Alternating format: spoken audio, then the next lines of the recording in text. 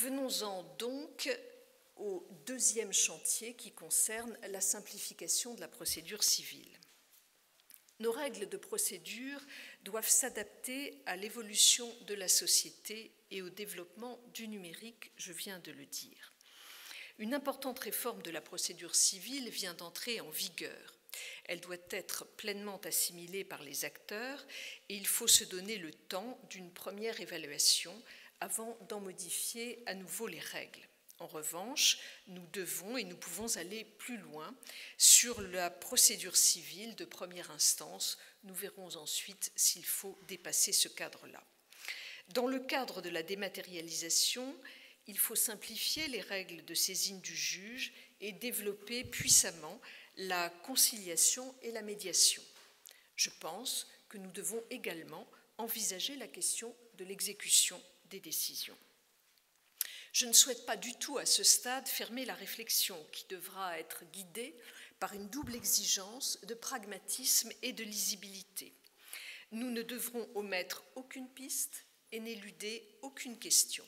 Ainsi, par exemple, nous pourrons nous interroger autour des questions suivantes.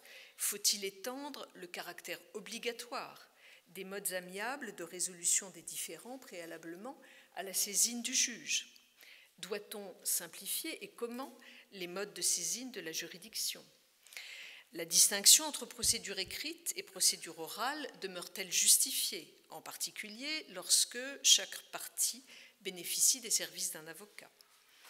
Je souhaiterais également que l'on puisse expertiser l'idée de deux procédures cibles, procédure avec et procédure sans avocat, au sein desquelles viendraient se fondre les particularismes qui distinguent aujourd'hui les contentieux. Je souhaiterais également que l'on puisse s'interroger sur l'office du juge et le rôle des parties quant à l'objet du litige.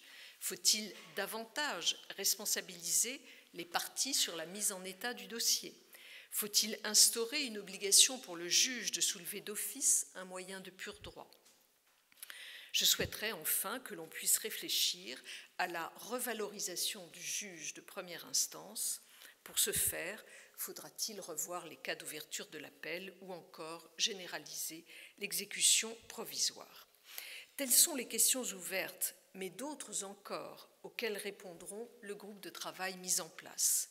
L'idée directrice de ce travail consistera bien à rendre la procédure plus lisible, plus claire et plus rapide au bénéfice du justiciable.